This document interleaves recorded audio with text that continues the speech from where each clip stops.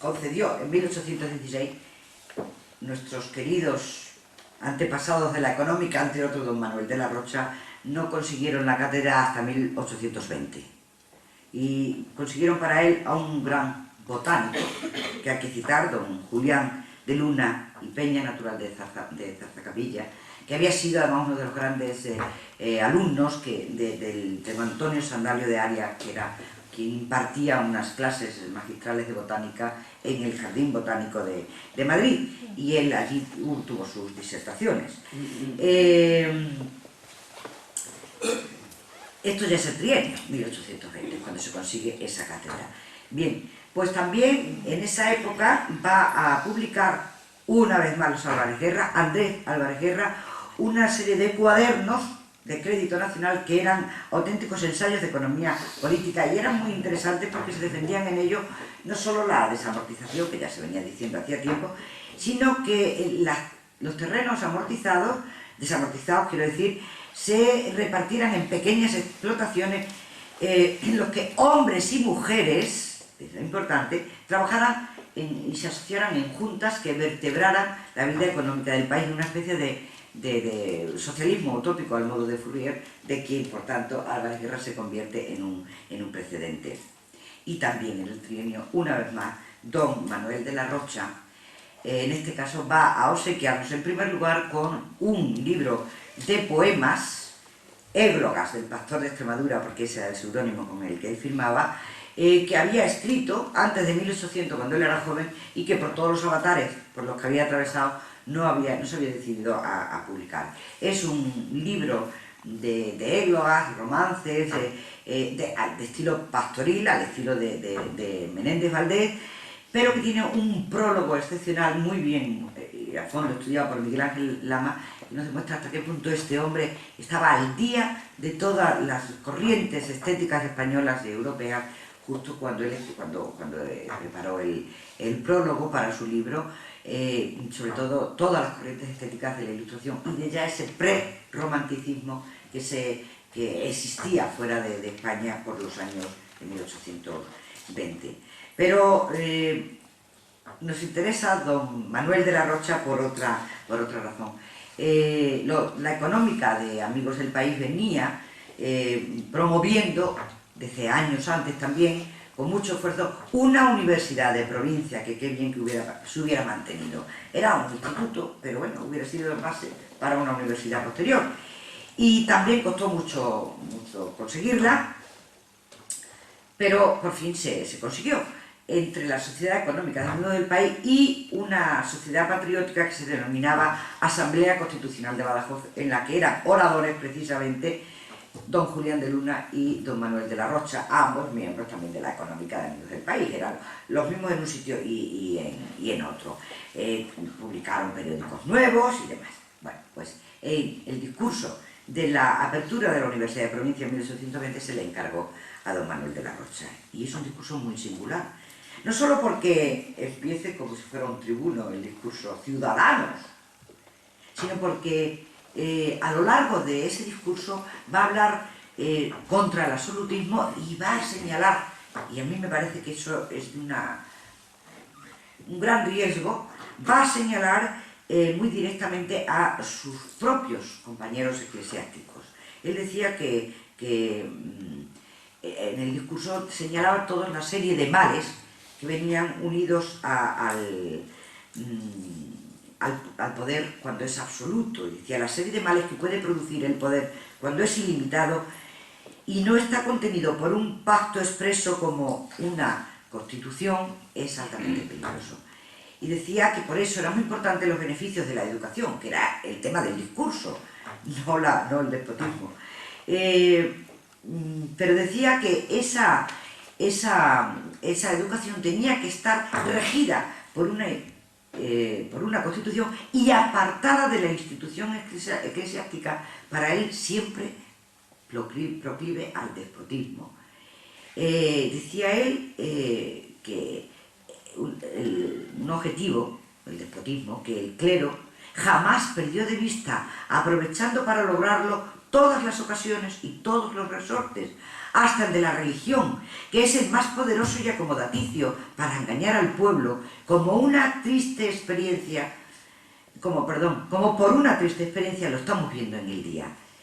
Realmente debió de ser muy impactante que todo un racionero de la catedral, un alto cargo eclesiástico, dijera estas cosas. Luego, como sabes, todos fueron luego todos castigados, a él y a Sánchez Magro y demás, a distintos conventos de la provincia cuando en 1824 se acabó el trienio. Bien, y termino diciendo que semejante a ello hubo otra universidad de provincia en Cáceres, con su consiguiente también discurso de apertura, pero ambas universidades de provincias, que fueron un bonito proyecto, se acabaron como tantos otros proyectos liberales cuando se acabó el trienio. Y ya voy a terminar, porque, bueno, me dijiste 40 minutos y creo que me he pasado bastante de la caña. Pero bueno, muchas gracias.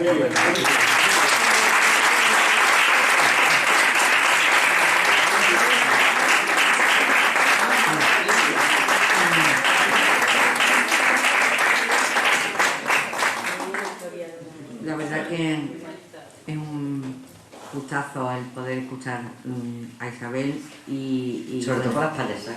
No, sobre todo por la cantidad de cosas tan interesantes que hemos podido conocer.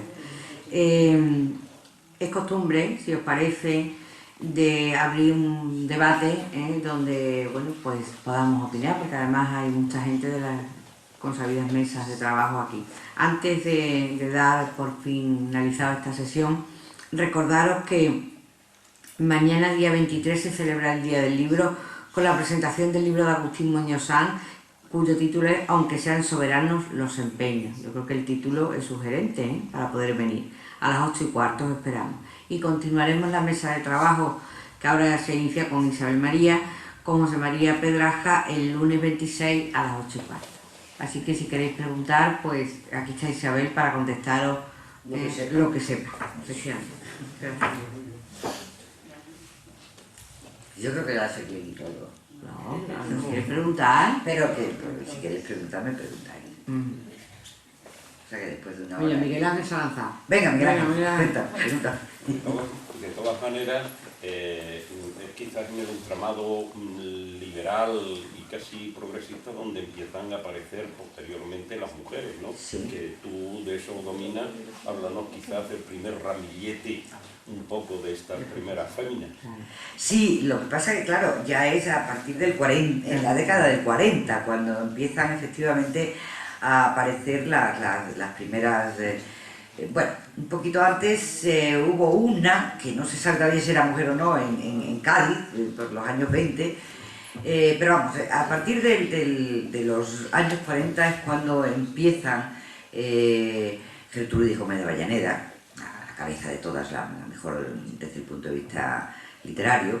Sin embargo, la que se constituyó, no porque ella lo decidiera, sino porque lo decidieron los demás como abanderada de todas ellas, Carolina Coronado, Vicenta García Miranda, Lucena Armiño, Amalia Finoyosa, un montón de mujeres que efectivamente saltaron a la palestra de la literatura en ese decenio, amparadas en parte por los fervores del individualismo y de la búsqueda del derecho a la mostración, digamos, de los sentimientos individuales de cada uno, que propició el romanticismo.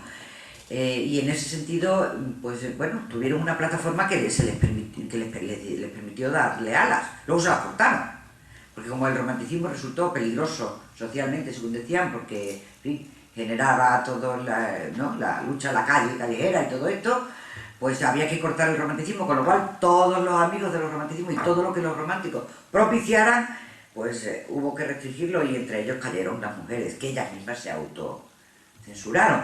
Pero, bueno, siguieron escribiendo un poquito, pero ya no tanto como abanderadas de nada, sino como madres, y ya, pues ya antes escribían tenían ciertos, digamos, desvíos, como Carolina, cuando escribió aquel poema sobre los malos tratos, que parece mentira, ¿verdad?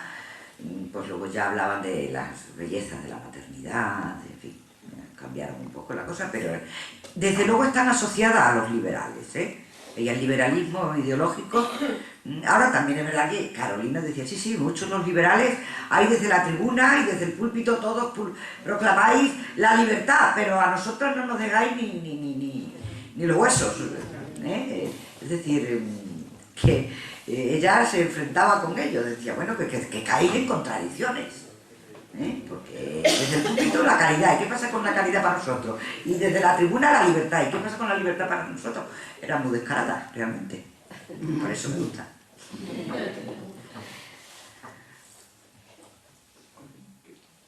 Dime. No, que me ha gustado mucho. Muchas gracias. Y tenemos que dedicar a don Manuel Roche.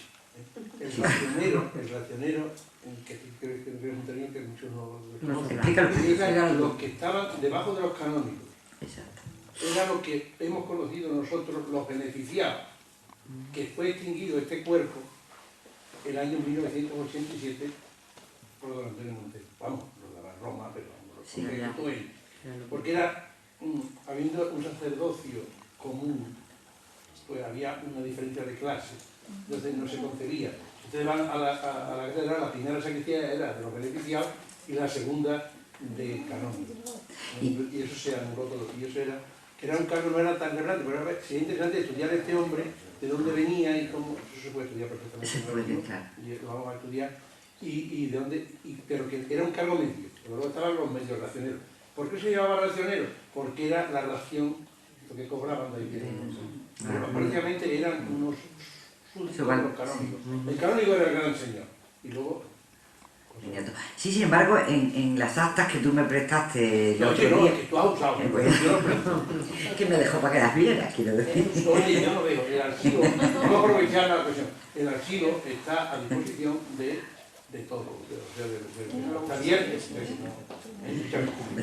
Pues allí precisamente había en las actas decía el cabildo y tal, y nunca aparecía don Manuel de la Rocha. Pero de pronto decía, exacto, pero después decía cabildo espiritual.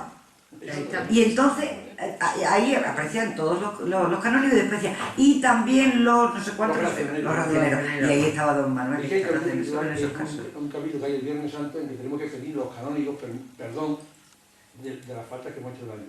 Y iban ellos, pero no podíamos ofender, pero no mandaban. No, pero es verdad que aparecían ahí. Yo decía, ¿y por qué será? Pues mira, acabo de comprenderlo. Bueno, si hay alguna otra pregunta, y si no, pues levantamos la sesión y agradecer a Isabel. Muchísimas gracias a todos y a todas por haber venido. Ha hecho una narración muy agradable. Muchísimas gracias. Muchas gracias. Y a todos vosotros, muchas gracias. Os lo merecéis, que todos y todas que estáis aquí conmigo.